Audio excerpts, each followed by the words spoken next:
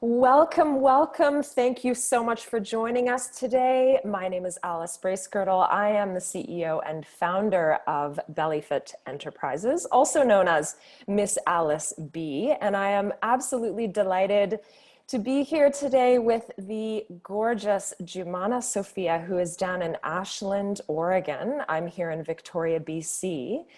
Thank you so much for joining us. Jumana and I have just finished working on a really exciting project called Alchemista. So this is a collaborative project that we started a few months ago. It is comprised of 3 BellyFit routines. We've got a BellyFit Sage routine, a BellyFit routine, and a BellyFit Flow routine, in addition to a meditation and a couple of extra bonus videos that Jumana has created to go a little bit deeper into what Alchemista is. And we're going to share a little bit more about what that project has to offer at the end of this little chat. But I thought we would just do this so that you could get to know Jumana and myself a little bit more before diving into the Alchemista project when it is released very shortly in the next few weeks. And on that note of getting to know Jumana, I just wanted to share, so you have a bit of context. Jumana and I actually met, I think it was almost 6 years ago, when myself and my partner, my amazing husband, DJ Rowan, and our daughter at the time, I think she was like 11 years old, decided to hit the road and do a BellyFit workshop tour all the way down the Pacific Northwest. So we hopped in the car and drove from Victoria, BC, all the way down through Washington, Oregon, California, and finally ending up in Mexico. And on our way, we decided to stop in Ashland to visit an old friend. And I soon found myself having tea in a magical home that belonged to Jumana, who happened to be the partner of this old friend that we were visiting. And I always remember that afternoon because I felt like I was in the presence of, oh, just pure magic. I will never forget that. And I have to admit, I was a little bit intimidated by this incredibly beautiful, powerful woman whose presence I was in. She served me tea in her living room, and we spent a couple of hours just chatting, getting to know each other. And here we are 6 years later, collaborating on this amazing project that I'm so pleased with. And I want you to get to know Jumana as well. So Jumana, thank you so much for hanging out with me for a little bit today. I'm so happy that we get to share your wisdom with all of our people. Thank you so much for being here. Hi, Alice. That was so sweet. Thank you. And hi, everyone. It's really wonderful to be with you. You remember that day when we had tea together in your living room? I do. I remember liking you an awful lot. It was mutual. It was Mhm. definitely mutual. So I'm so honored to be working with you. And I've learned so much already in our process. And what I didn't mention in the beginning is that Jumana is the founder of Her Mystery School, which is a 9-month program. She's going to share a little bit more about that at the end of our chat. We want to make this short and sweet and leave you with some inspiration and motivation to head out on your day. So I want to know from Jumana,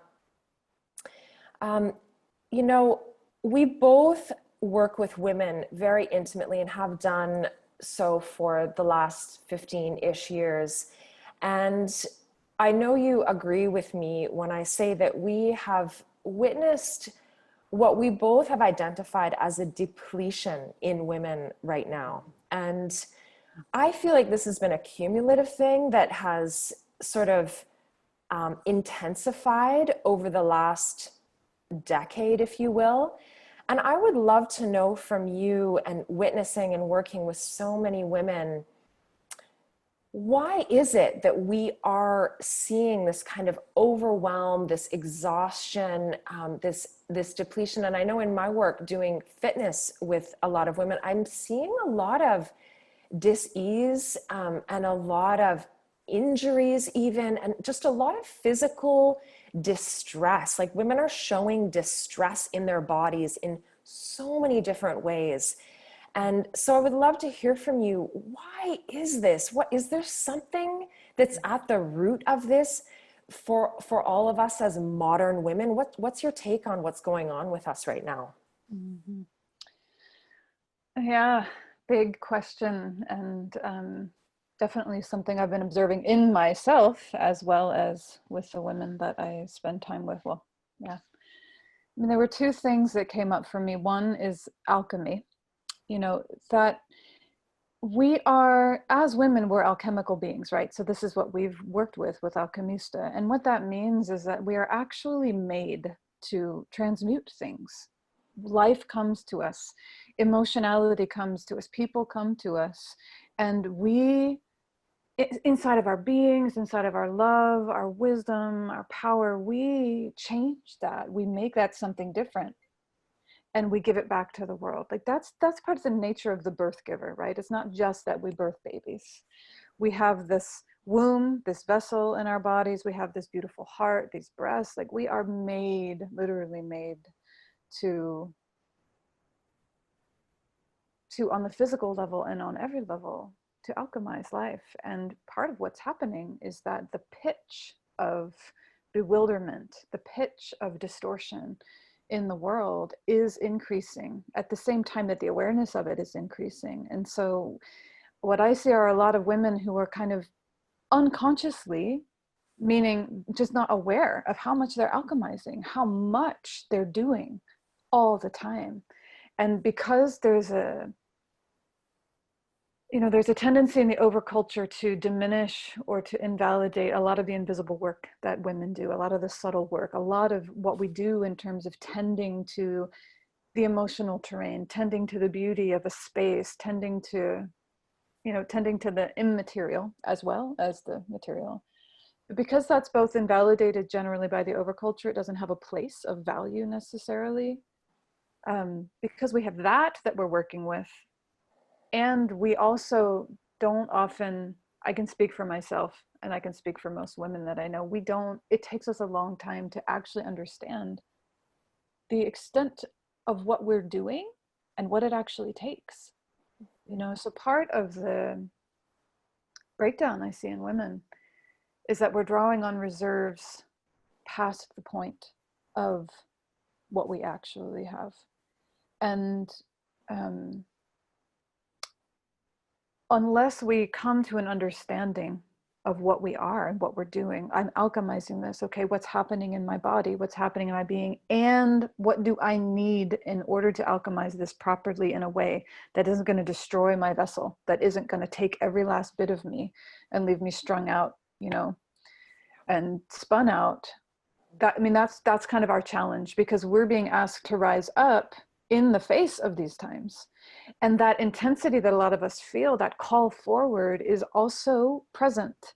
There's a big energy being given to women right now because we are the birth givers of the new culture too, and what's coming, and we are the holders of what's trying to transform and redeem itself. Can we And back up just for a yeah, second? I would love for you to just quickly, for people listening that don't understand the term overculture, could you okay. just go into that just for a second? Because I think it's important for people to understand what you mean by that. Yeah, overculture for me is kind of anything that's the culture that comes from outside of us. I mean, for me, right, I'm in the West, and so the Western overculture, which is in some ways shared by the world now. It's an overarching cultural impression and movement. Of So which when I say Hollywood, media, all of that stuff is whole just a thing, massive, yeah. media is a huge part of sustaining the current overculture because it's not built on much else. So, it's a very honestly, it's a very materialistic, power-driven culture, image-driven.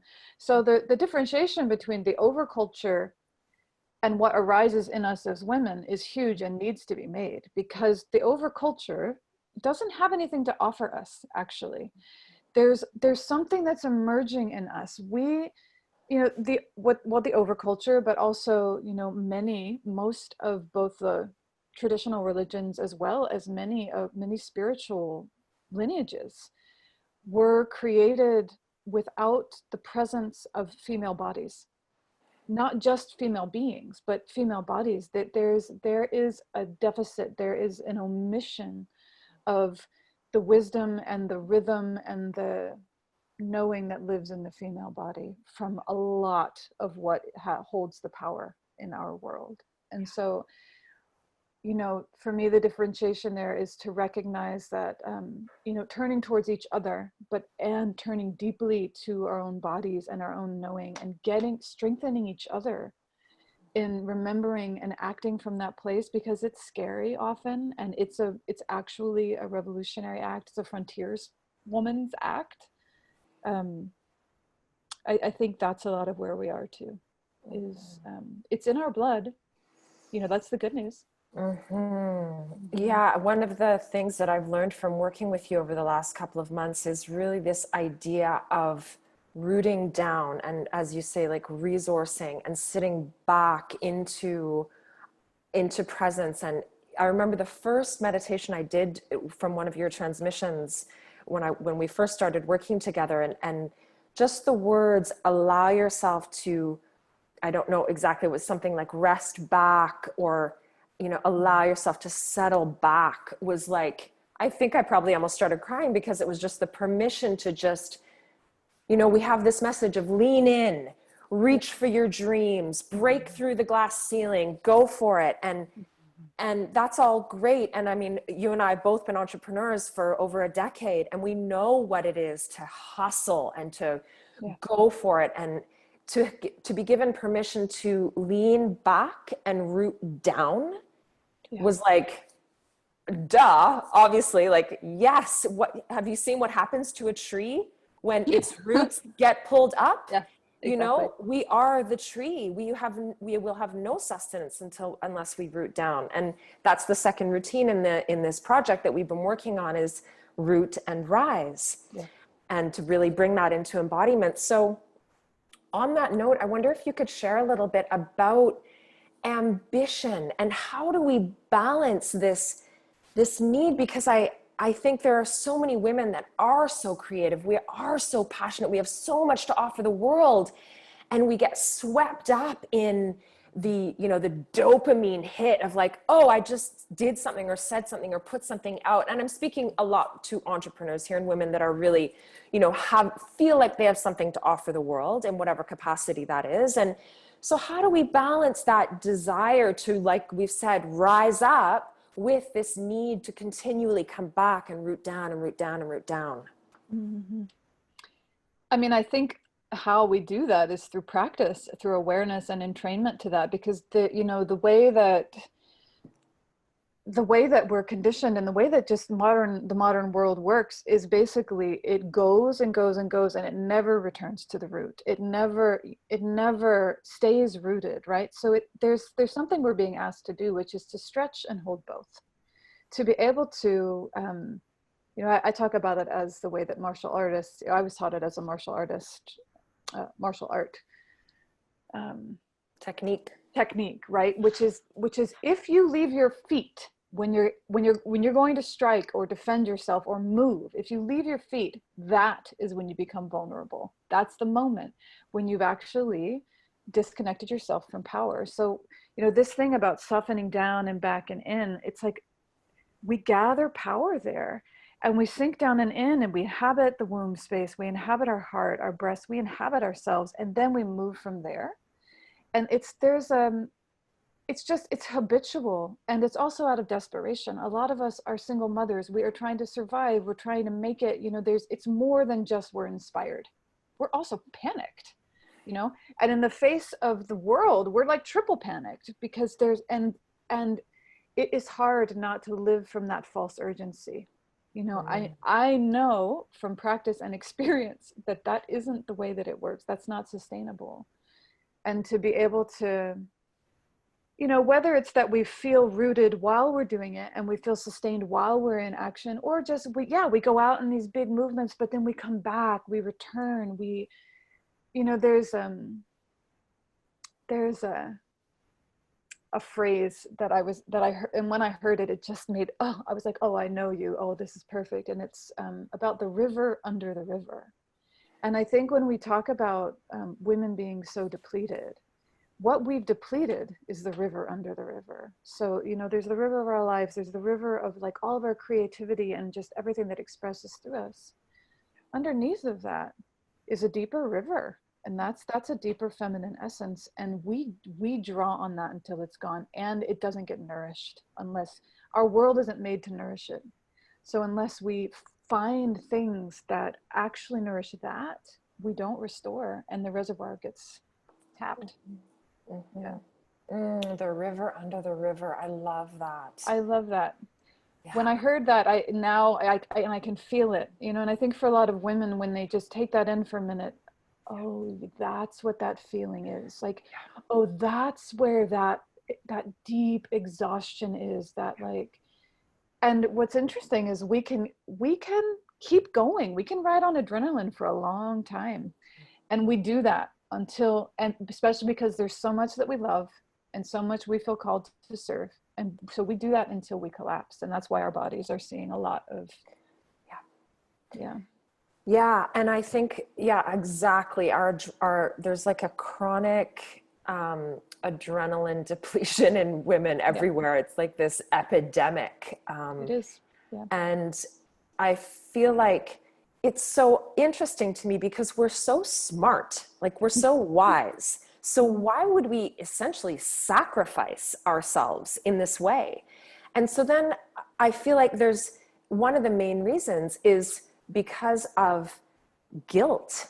We feel this sense of guilt that if we don't, hustle and do everything for our kids and our partners and our everything and our work, that something, I don't even know where that guilt is coming from. It's just like this motherly guilt or just this womanly guilt that we seem to carry with us. And then also there's fear and a lack of trust that even if I just take that one day off, or if I just have that nap, or, for me, like I know, I think I mentioned to you last time we talked that I'm doing air quotes with my finger, but like given up coffee, because my body has been telling me for months, okay, Alice, it's time to stop the daily coffee habit. Once in a while, it's okay, but this daily morning coffee, your body is not responding well to that anymore.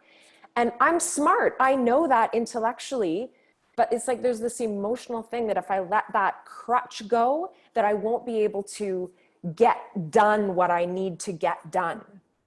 But then it's like, well, if you need this crutch to get done, like maybe you're trying to do too much. Like it makes perfect sense, but there's like this resistance to that. Do you know what I mean? I do. Yes, I really do. Given my life. Yeah, there are a couple things that arise for me in that. I mean, I think you're right about the guilt. There's a lot of conditioning in there, right? And that's one level of it. There's another level at which we know we are made to be founts of generosity. Like the nature of woman is to be that. Like, so there's also a knowing in us, like, wait, I know that I have so much to give. Like, I know that, there's something. I talk a lot about reclaiming and redemption, in her mystery school, because it's a very delicate walk to reclaim these things, because there's distortion on one hand. On the other hand, like, it's true. Like, women are gardens of paradise. They are these founts of generosity. However, we are also in a world that commodifies and uses that rather than knows how to respect it. So, on the level both of alchemy and just of feminine essence, the world does not know what to do with feminine essence or with Shakti or with, it uses it. So we, when you were asking, like, why do we keep doing that? It's like, the humbling thing is that again and again and again, we have to realize that there's almost like a very interrupted lineage of deep feminine wisdom. Like we were born into not actually being taught how to hold what we are. And so just naturally then we function in ways that it's just like, we just didn't learn better. We weren't taught better. And so we all think that's a lot of why, we hesitate to, take that break, or it feels like we're holding it all, because we are often holding it all on our own. And I think that what happens when you start to actually really weave together with women of heart with you, who are on this, who are choosing this same thing, which is, I want to validate and know and live from a deeper feminine essence. You know, I think that, I mean, what I've noticed with the women of this school is like, just having that, eat the transmissions aside, the practices aside, everything, just feeling this net, holding them, saying like, no, it's actually right and good for you to rest right now. And I know for sure that after you rest, you're going to rise. Like, we actually really need that. And we need it from each other. There's a fortification, there's a strengthening. And yeah, because we won't surrender and we won't feel like we can trust if there's nothing to surrender into. Yeah. If nothing's got us, you know, we know better. Yeah. Yeah. That is so, so powerful. It's so true.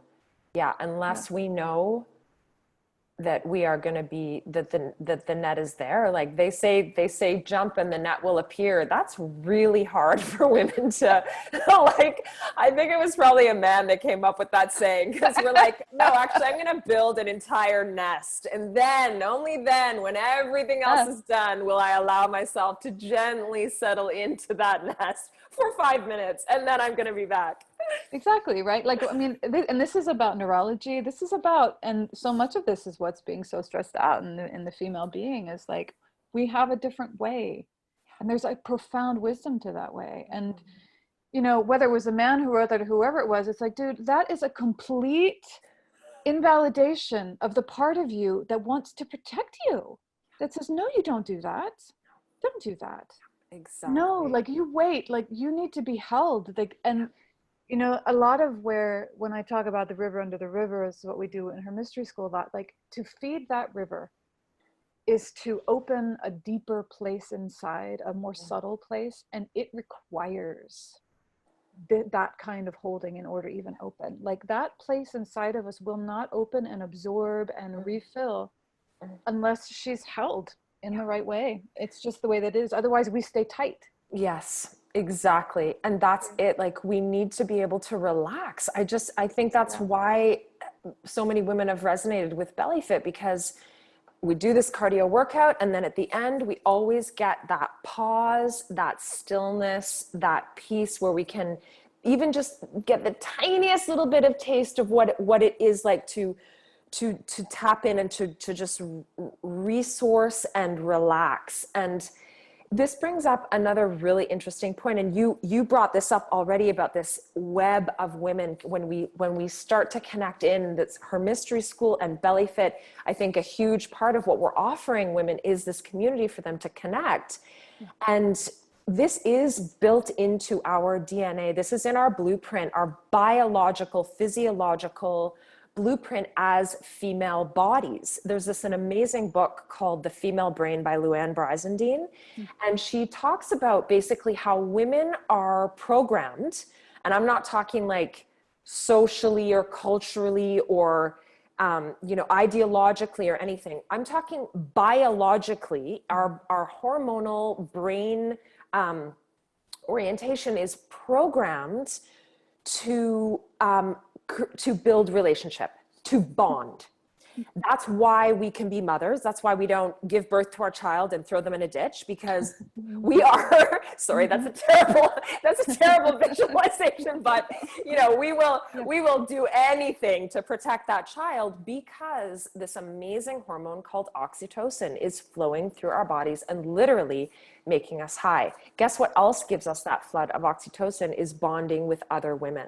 So that was reinforced when we look at ancient cultures all over the world, in what was a true tribe. I know that word is really being thrown around these days, but I'm talking a true tribe of interconnected familial and community members, that the women, literally for their survival, to not get eaten by wild animals or raped or kidnapped or killed by other tribal members, they literally needed to create very strong bonds with other women in their family or extended family and community so that they would literally stay alive. So this programming of us to connect with first our children and then other women, and of course our partners as well, that's all part of it. It's for our safety. And in that safety, we can relax. And in that relaxation is that deep resourcing that we're talking about. So that was a huge segue into like us as women, but modern women, not only have we lost our, partners, a lot of us, we've also lost our families and our extended community. And so what you're speaking to is huge. Like this is a huge thing that we're missing in our world right now. And I think why women like us have been so drawn to create these sort of imagined communities and families, if you will, so that we can re-tap into this sort of biological, psychological need that we have as women. Yeah.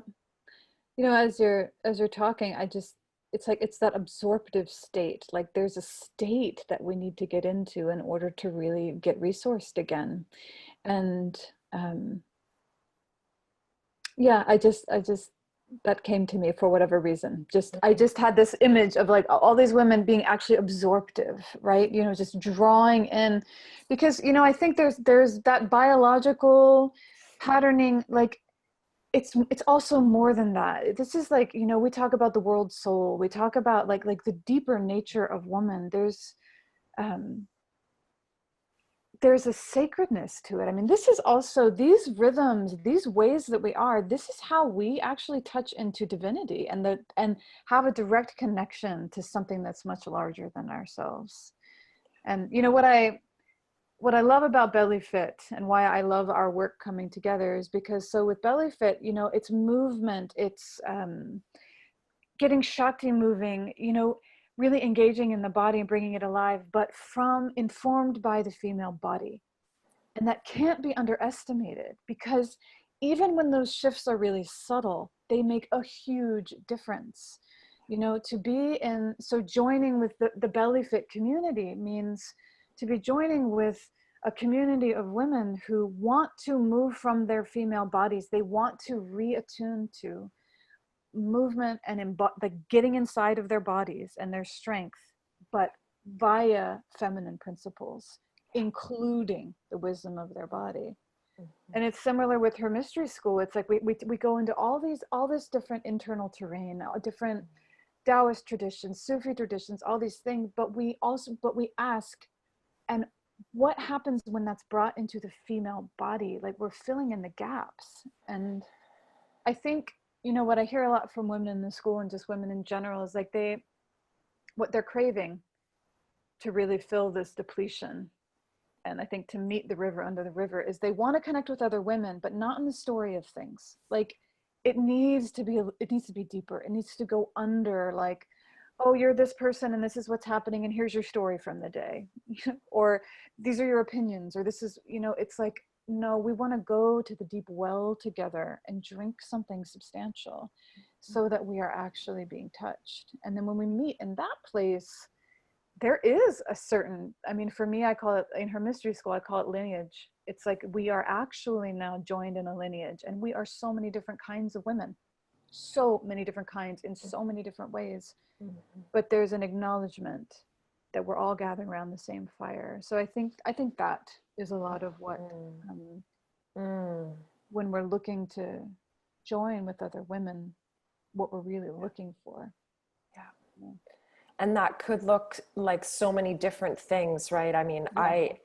I in researching for this project with you, I listened to several of the transmissions from her mystery summit. It's a 9-month program. I can't imagine how it must be incredible. And I'm looking forward to going through it myself someday. Yeah. But just listening to a few of the transmissions about the Alchemista was so transformative for me. And, that's one way, as you're saying, gathering around that fire, and in the school, you come together sort of in your own way with the rest of the women that are in the program. And that's one way when women are ready for that. And it could be going for tea or coffee with another woman. Exactly. Just the other day I was driving and I saw two women walking down the path, both with their strollers, you know, their baby strollers, and they were trucking down, and I could almost see the vibe around them, that they were being Totally. nurtured and nourished by that, you know, they were just trucking along. And so and now because of this social distancing thing, it's really tricky. Well, what does that actually look like? And so anyone listening, you know, I would encourage to make those connections and make this a sort of a daily thing where you get that connection and that deep well. Like, I love how you say we're all around the same fire, and that we're all coming from different cultures. And I know you and me we are both continually working with women from all around the world. Yeah. And on one level, our experience is very, very different, and we're dealing with different challenges and different opportunities or lack thereof. But at the end of the day, you know, we're all on this earth together, and it seems to me like the world is getting smaller and smaller in some ways. And I love that we're both weaving these global communities together and hearing so many different voices, and getting to witness women in their struggles, if you will, and their triumphs. But back to the original question, I know that we're both witnessing in women this depletion, and that's what we're here to address. And that's what kind of fuels us, because we know that we will continue to give, but in order for us to give and contribute in a way that, as you say, is resourced in this deep feminine wisdom. And I think that's got to be our next topic of conversation. What does that actually mean? You know, and I know I get called out a lot on just the word feminine. What does that even mean anymore? You know, and are we talking about female bodies, or are we talking about identifying as a female? But like, that's a whole other thing that we're not going to get into right now. But for now, just before we sign off, so I think that there is a bit of a critical mass of women sort of really looking for more right now. And do you think that there's something that's really triggering that in these times? I mean, I feel like the answer is kind of obvious. We've got this global pandemic, we've got uprising everywhere. Do you think that's what we're seeing is so many women coming to the well, if you will, or looking for the fire and wanting to join the circle around the fire? Is there something that's inspiring that at this time, that's sort of maybe beyond what may be obvious? I mean, I would say yes, but you know, I think it's building. I mean, it's all related. I just think we're at a critical point in our world and in our own bodies and our beings. You know, there's a way that we can hang on for a long time. Women are resilient. We draw on a lot of power. You know, what you need when your kid needs something and you're exhausted, or, you know, it's like we draw on so much. We're good at that. But I think that what we're feeling and what we're seeing in the earth in general and in our bodies is that we've pushed the vessels too far. You know, we've pushed these bodies too far. So I think it's both that there's you know, I always say, like, it's kind of a human nature, actually. It's like, until we're forced, we actually don't, there's a lot of things we just won't do, even if we know it's a really good idea, even if we feel like we need it. And I think that what's happening is just that actually the cost has become too high. We're finally getting to a place where the cost of not living in alignment with deep feminine essence, or just true nature, is too high.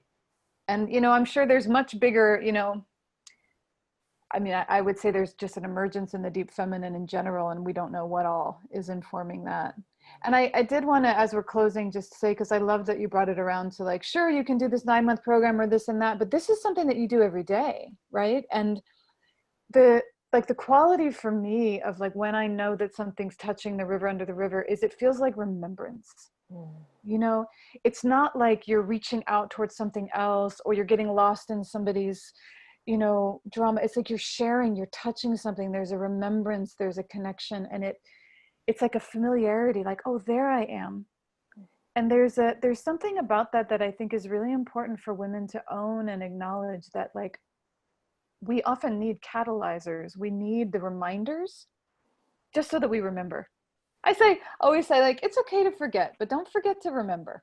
You know, and that's why we need each other so much. But Yeah, that sweet familiarity. It can be so profound and so completely it's the ordinary ecstasy of it all, right? Yeah. Yes, I love that. And it is the ordinary ecstasy, and it has to be a daily practice. And again, that could be a whole other conversation of what does that practice actually look like. We've taken the conversation to a lot of like connecting with other women and communities and that kind of thing to resource ourselves, but that's obviously not always an option. So like you said, Yeah. this is a daily thing. And what does that actually look like? And so maybe we can finish by, what is one sort of mental shift that you could give women, sort of literally from when they wake up in the morning to when they go to bed at night? What is one sort of self-awareness hack, if you will, to sort of help move themselves in this direction of resourcing and of sustenance, if you will? Hmm. You know, what comes to my mind in this moment, I'm thinking of women like waking up in the morning, just laying in bed for a moment and just bringing a hand over their womb, a hand over the heart, and just kind of having the prayer, today I will nourish the river under the river in me. And just and just every morning, because we just need to remember that we want to do that, because for each of us, it's really different. And I think that what's tricky and amazing about female nature is that she will not be captured, and she won't ever just, she's always changing, right? So like one day it's this for you, one day it's I'm going to have a massage, one day it's I'm going to be silent, one day it's I'm going to go dancing. We don't know. But when we ask that question, how can I feed the river under the river in me today, and just listen for the answer, wait, throughout the day, be like, oh, there it is, and we'll feel it. That's what I would say, because we can feel it, we know it, and but we have to ask, where is that? I love that. And then that's going to inform our action, Yeah, right? exactly. And this segues perfectly into the Alchemista. And in the Alchemista, you are offering this beautiful choice practice. And then we weave that choice through, right? So once I'm nourishing the river under the river, then how does that inform the choices that I make or don't make? How does that inform what I choose to do or not to do, right? Because that's what life is. It's just a constant choice after choice after choice. What do I eat that thing? Do I not eat that thing? Do I see that person? Do I not see that person? Do I do that job? Do I not do that job? Do I be with that person? Do I not be with that person? Do I feed my kid this? Do I not feed my kid this? Like, it's constant, right? So like you said, if you wake up in the morning and you tap into that, how do I nourish the river under the river?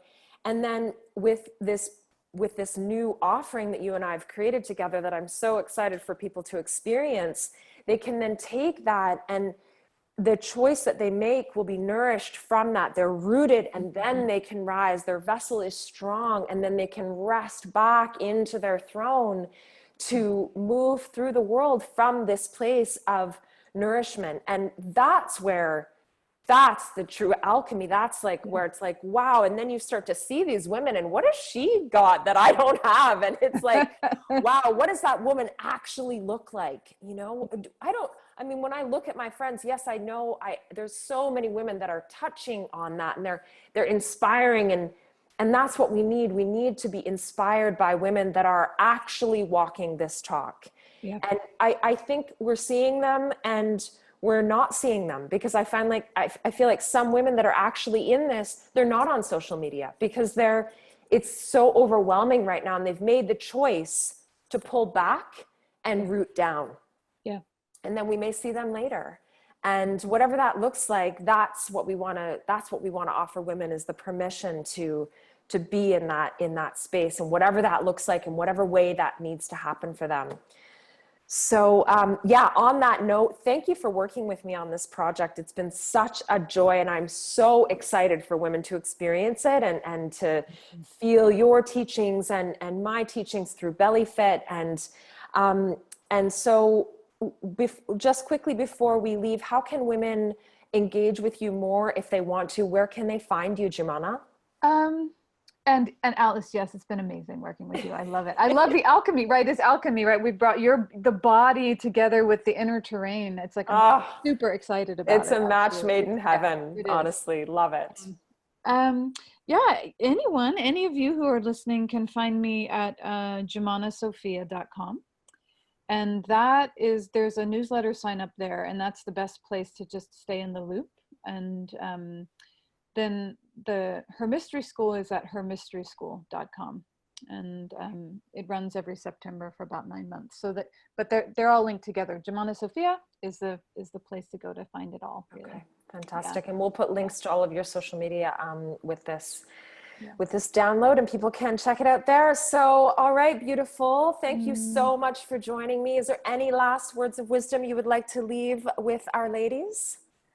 I don't know about words of wisdom, just so much love, and not just love. I really have a reverence, if you're listening to this. I really do. I have a deep reverence for what's emerging in you, and I want you to know that you can make way for that. It may change everything, but you can make way for that, and I trust it deeply, and I trust you very deeply. So Beautiful. yeah. Thank you for joining us, everyone. Thank you for joining us, Jumana, and we will see you next time.